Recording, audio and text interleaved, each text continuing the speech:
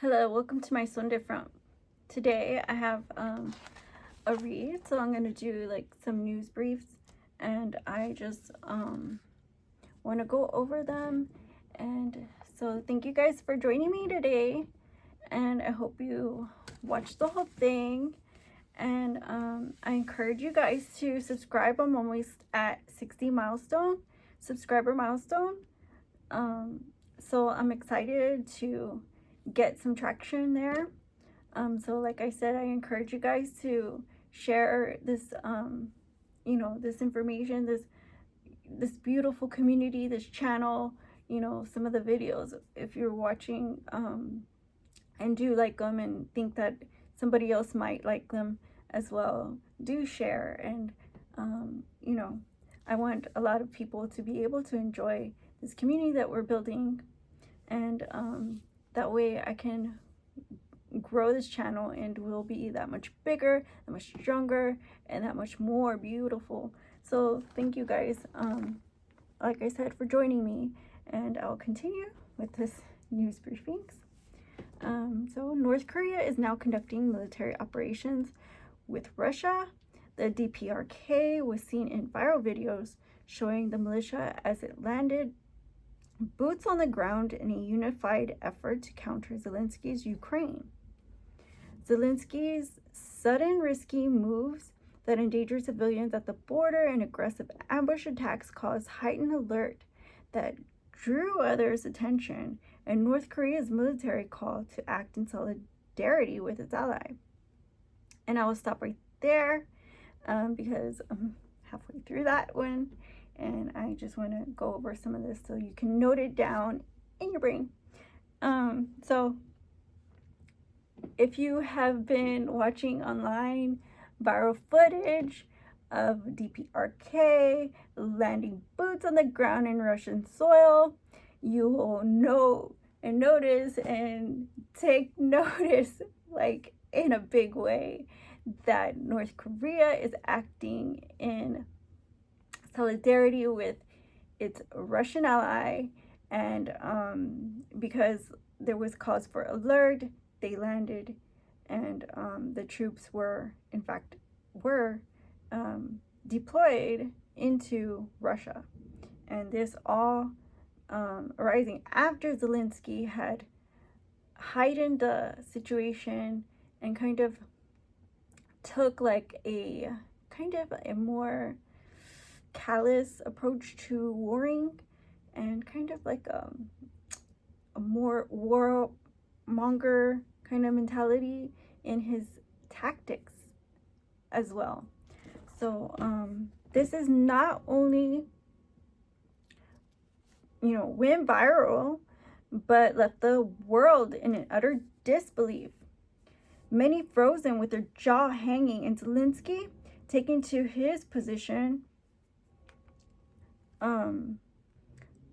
taking to his podium to wag his finger against this alliance and the inaction of many in majority as he opposes against it.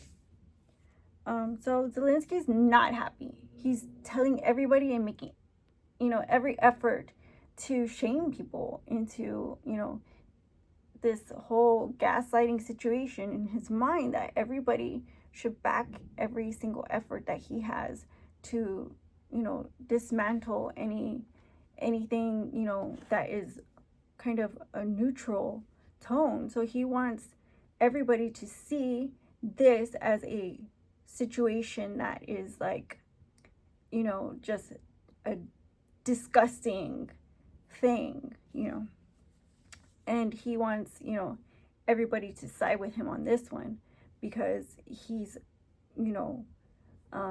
kind of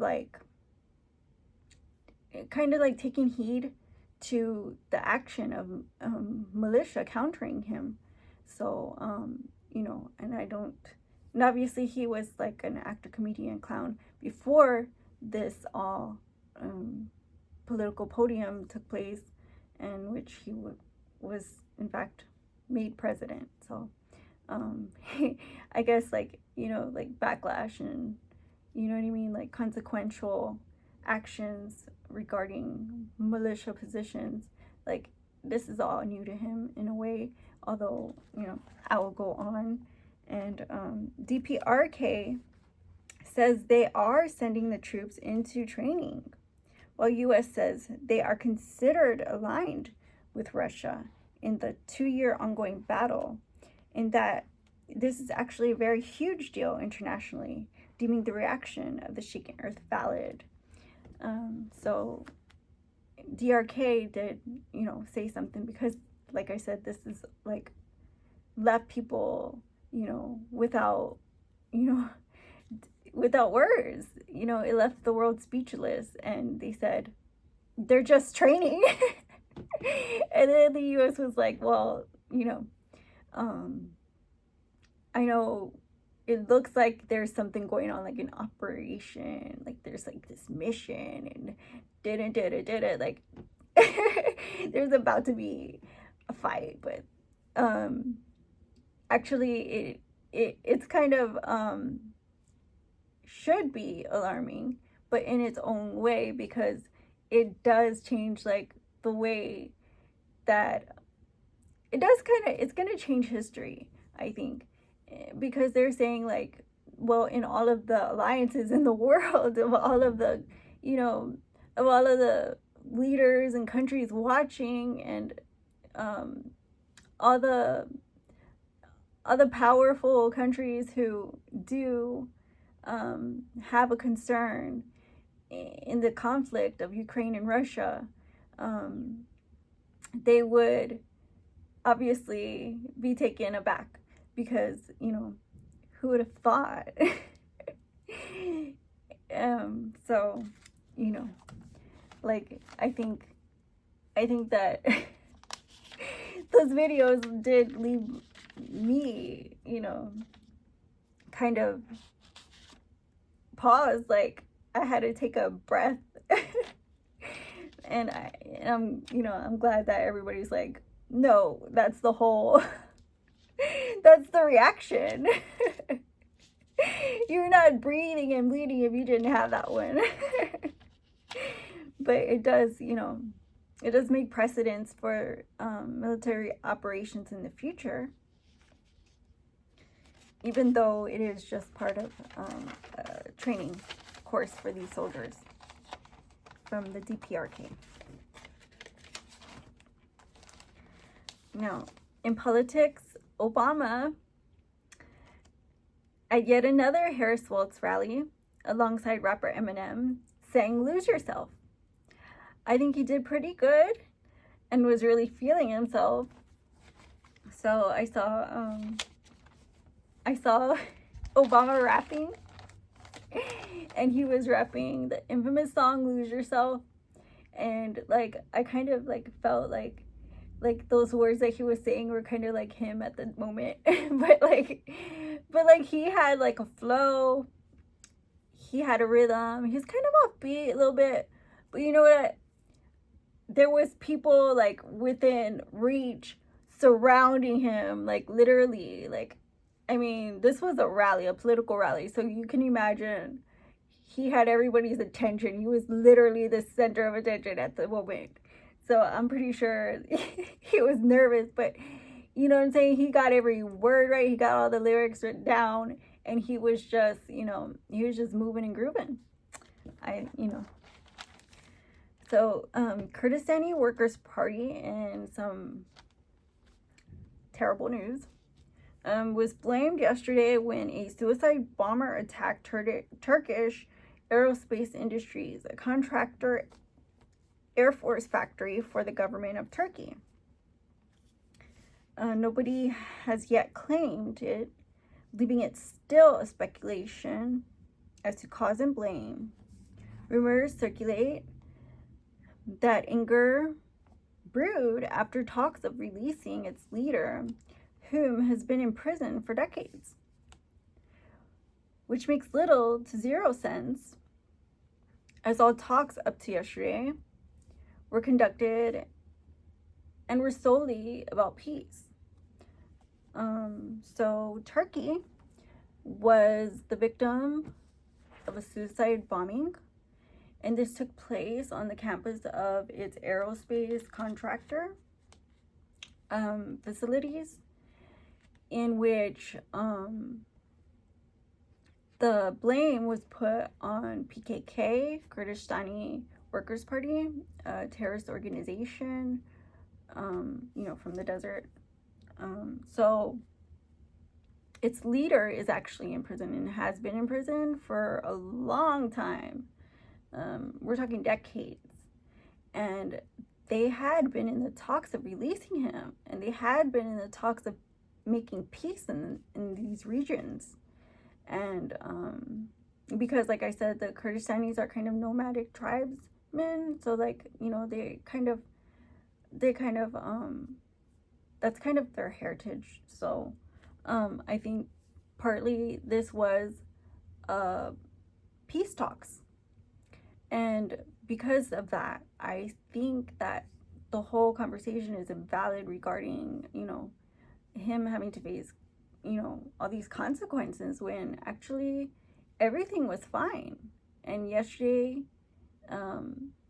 Turkey erupted in calamity out of nowhere, because like I said, they had been talking release and peace efforts.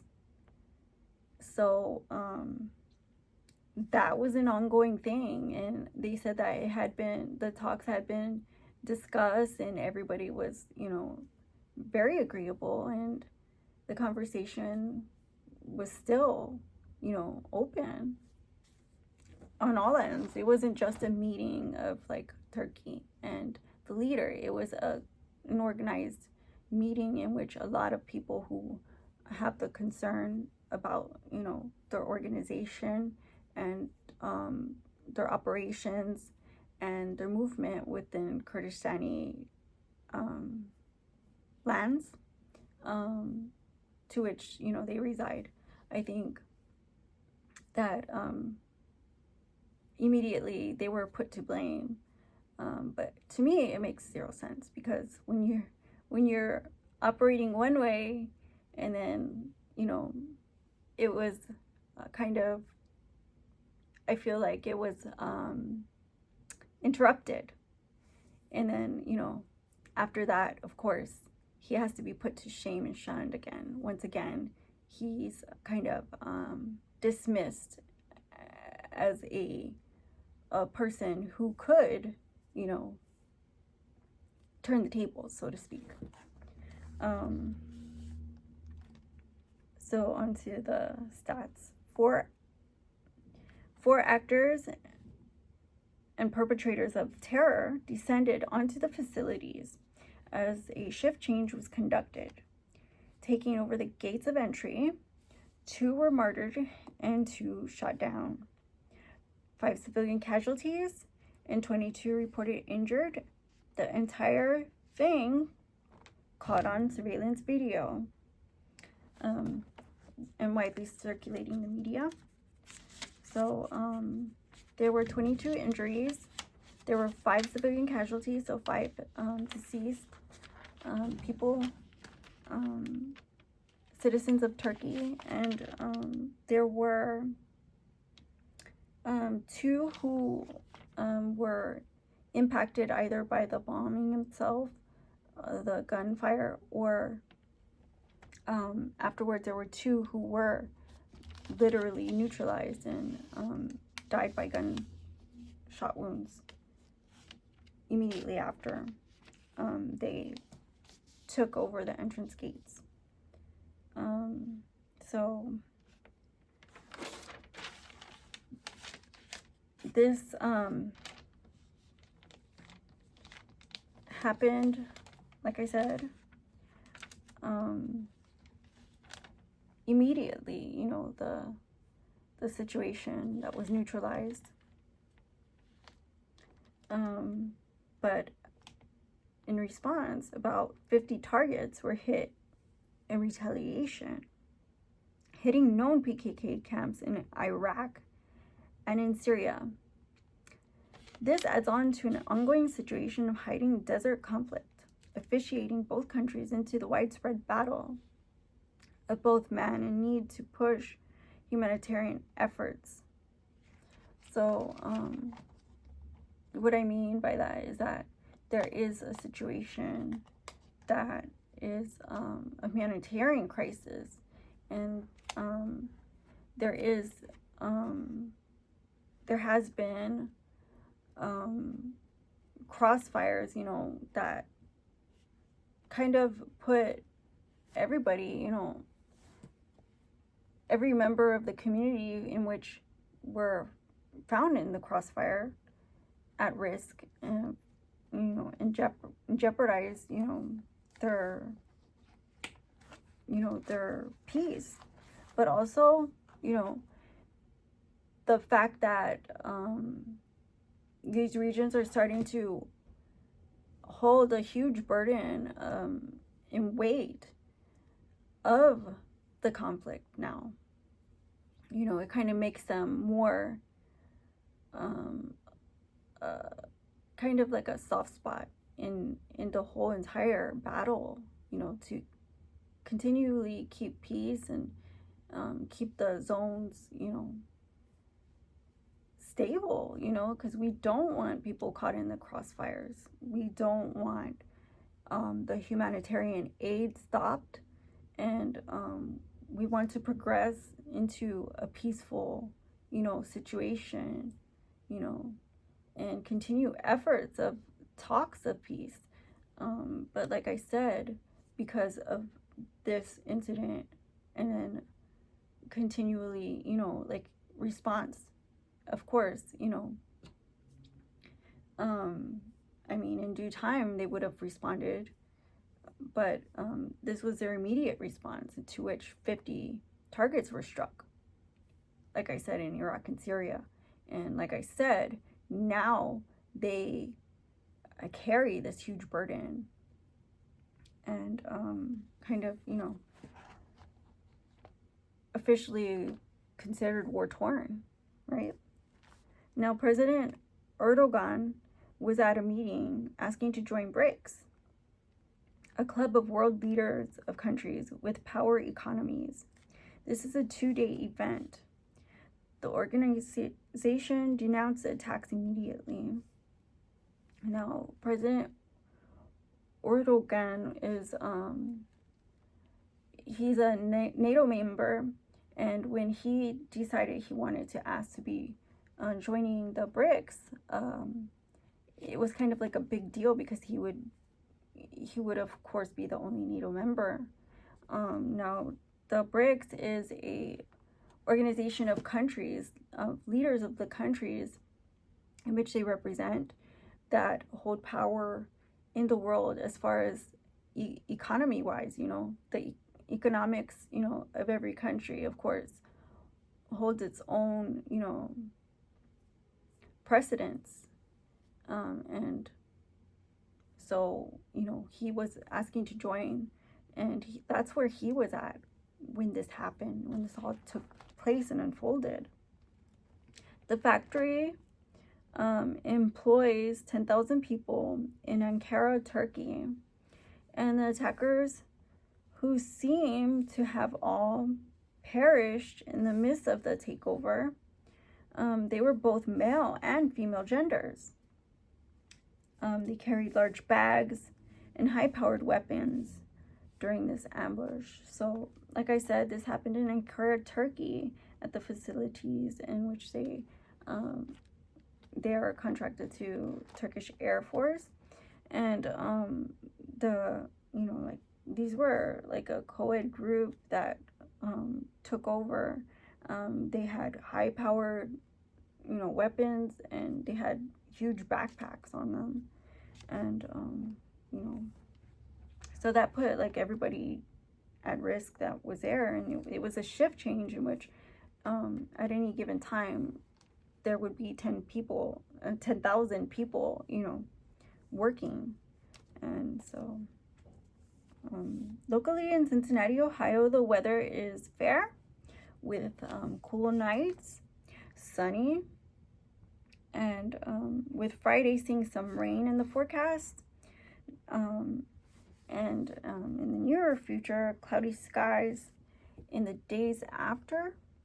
So Friday we will see some rain although it has been really nice weather and we have been seeing sun, we will after that see partly cloudy skies and cloudy, more cloudier days ahead.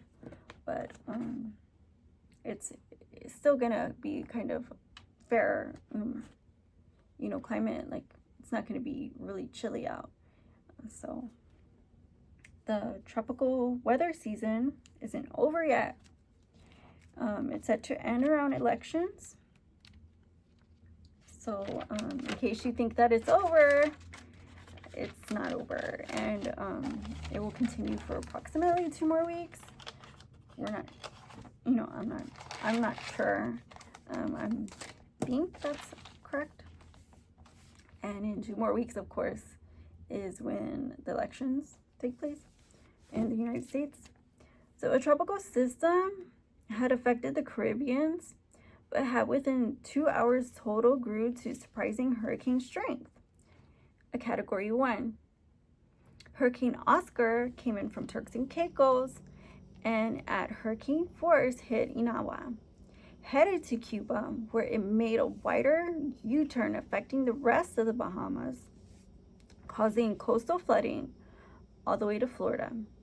So there was a tropical system that we were watching, and it was taking, it was going towards the Antilles Islands, and all of a sudden, like, it was like near Turks and Caicos, but like it just, like in 2 hours, it just grew to a powerful hurricane force, and it was like Category 1, and it was already in Inawa, and then it went to Cuba, where it made landfall and did a wide U and went straight into the Bahamas, where it eventually dissipated. But there was coastal flooding in Florida, so there was a situation with that, to which there was an alert sent out.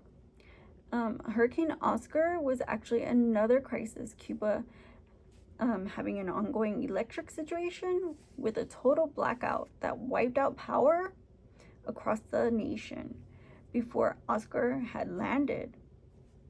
The storm caused 7 casualties in Cuba when it made landfall there October 20th.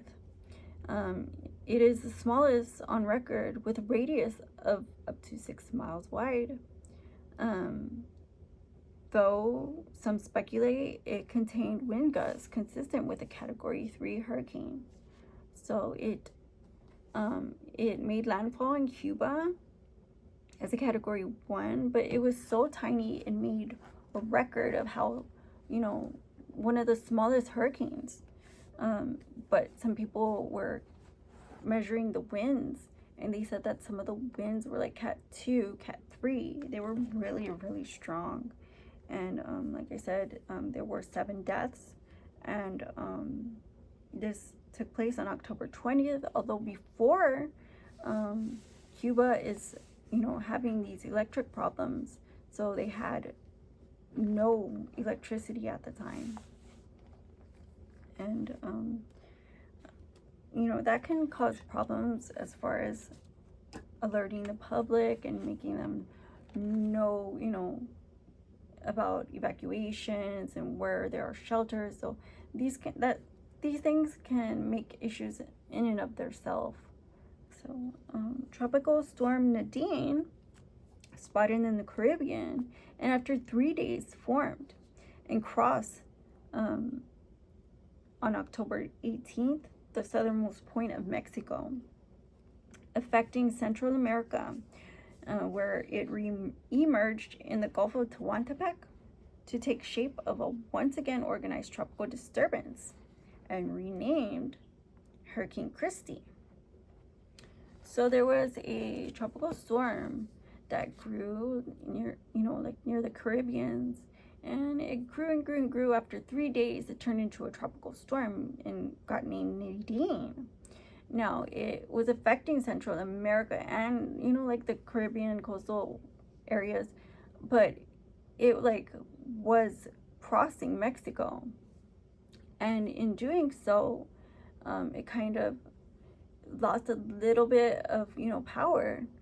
And by the time it came out, it was renamed and once again organized into a full force hurricane.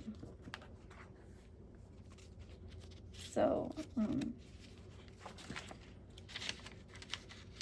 so once it hit the Gulf of Tehuantepec, it, somehow felt kind of more tropical again. Now, Hurricane Christy soon became a Cat 4 and is still forecasted to continue spinning off in the middle of nowhere, at sea, and far northeast of Hawaii, out of harm's way, with no landfall in its current path. So, hopefully it won't have landfall in its current path in the forecasted future or what have you. It had seen blossomed. It blossomed into a Cat 4, a Category 4 hurricane. So it started from Nadine, now, into the Pacific as a Cat 4, Hurricane Christy. But like I said, it's, it's kind of a ways from Hawaii, a ways from California, even Baja California. So it's not really affecting anybody right now, or is forecasted to. Now, Typhoon Trami, aka Christine, span across the Philippines yesterday, causing the evacuation of 150,000 people. This rainmaker caused Volcano Bicol, volcanic mudslides, unprecedented flooding, leaving destruction in its path, and 20 deaths. Typhoon Trami is still set to skim south of China's Haikou Islands coast and make a U-turn at Vietnam's shoreline near Hue and Da Nang. So, Typhoon Trami, they evacuated 150,000 people, and even still, like, there were people who were climbing onto roofs, and there were mudslides even from the volcano. So, like, this was like caught everybody off guard because all the water, all the precipitation, they said it was like a month's worth of rain in a matter of, however long it took to hit and pass, from shore to shore, because it went straight across the island. And so, like I said, it's headed towards Vietnam, and it's gonna skim like the coastline of Haikou. It's like a little island, and once it gets to Vietnam, there's like these cities, Hue and Da Nang, that are coastal. But before it even gets there, like, it's supposed to make a U-turn. So it'll hit like the shore area, or maybe even the coast. It won't even get that far, and turn into back out to sea, to the open waters. And there's no track after that, or path. So it's not considered a serious threat, but we are monitoring it and watching it. Now, Typhoon Dana is causing evacuations of 1 million at West Bengal and Odisha. These states are preparing its landfall. Now, the winds are currently consistent with a Cat 1 hurricane. India on high alert with deployment of rescue operations and the opening of thousands of shelters. Landfall is expected tonight. So Typhoon Dana is expected to make landfall tonight. The winds are about 75 miles per hour, which is consistent with a Category 1 hurricane. There were 1 million evacuations, and the two states, West Bengal and Odisha, have deployed, rescue and search and rescue people who will help aid the people in case of there are safety risks, and anything that occurs of emergency response. So they have their team there, their emergency response team, boots on the ground, ready, you know. So they also have opened the shelters. I mean, there's almost like, probably almost like 10,000 shelters open. There's like I think there's like 8,000 so far. 8,000 shelters that have been opened. And so, like I said, that's expected to occur tonight. Typhoon Dana.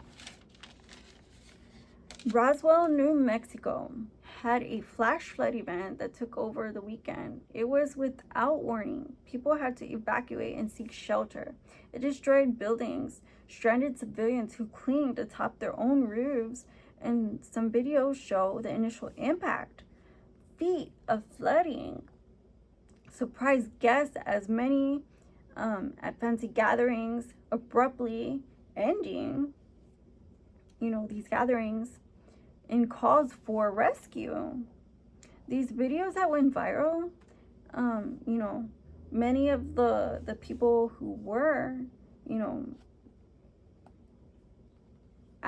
partaking at these events, they were given interview, but they left viewers shocked. Still, onlookers continue to grasp that this is really, you know, this really occurred. So people are watching these videos and they can't grasp the notion that this actually happened, but it did happen. You know, in New Mexico, these flash floods that took place, they kind of took everybody by surprise. And if you do come across some of these videos, it's a complete shocker to see nature just kind of take over in a matter of seconds. Just feet of water, just, you know, just pushing through, you know. It's like a whole force, like nothing you can do to stop it. And like I said, in a matter of minutes, people were atop the roofs waiting for rescue. And it destroyed a lot of property. And like I said, it happened without warning. So Hurricane Helene and Milton victims continue struggling. Although now operations for relief are running smoothly and even temporary housing is available, there are still campsites in which victims continue in dire situations living out of tents. They continue to struggle with employment and just having food. This is a large area of response, and although some are often harder hit than others as far as communities, there are a few neighborhoods that receive damaging winds and power outs. All these things impacting victims financially. And because it was a handful of states, it is a struggle to keep food in the pantries and shelter them, even temporarily. The rebuild is not just an issue, the environmental impact is a situation of its own. Even if a roof is patched, even if it is able to be patched, there are still flood risk and debris hazards. Cleanup is underway, and the majority find it that much harder to gain any of the possessions they lost due to the effects of the storms. Now, this is kind of like an update for Hurricane Helene and Milton victims, because like I see that they are still operating for response for their disaster declaration zones.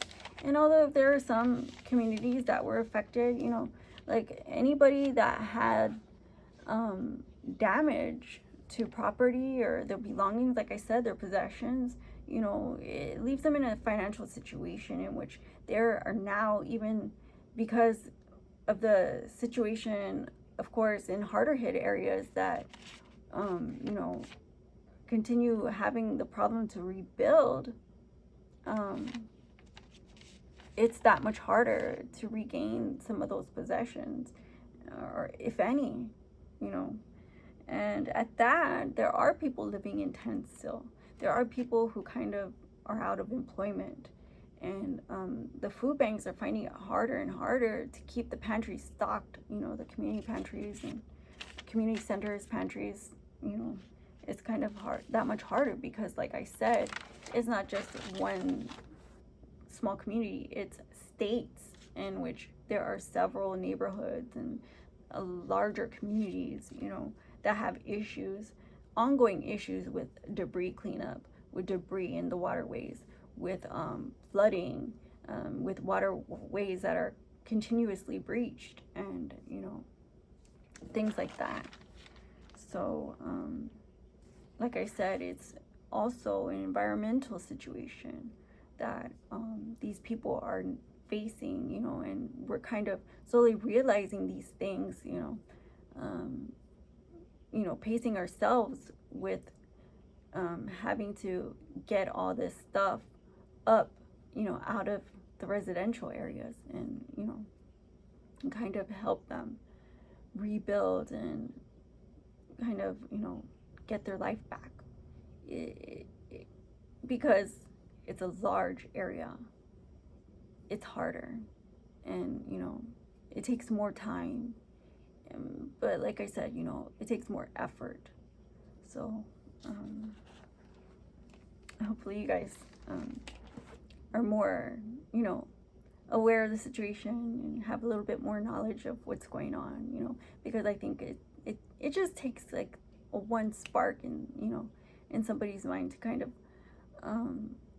of have a human response to this, because you know, we kind of think like when something happens, of course the government comes in and just boom, they're back, and it's not usually that easy, you know. And in fact, I think, like I said, this was a larger population than, you know, anybody could have ever anticipated it happening to. So it's a much broader situation to respond to. And in saying that, you know, they have to have all the resources available to kind of give to the community, you know, and that's kind of a harder task than, you know, could be said at the moment. Now, wildfires are being reported due to dry conditions across the country. From Connecticut to California to North Dakota, more conditions favorable for fire risk are forecasted to continue. So please check your local alerts and do what you can to prevent this situation where you are. Stay safe, prepare, and be ready as usual. And thank you guys for watching. So thank you guys for watching. I hope you like this video. If you do, like, comment, share, and subscribe. And I'll see you on the next one at my son de Fram. Bye-bye.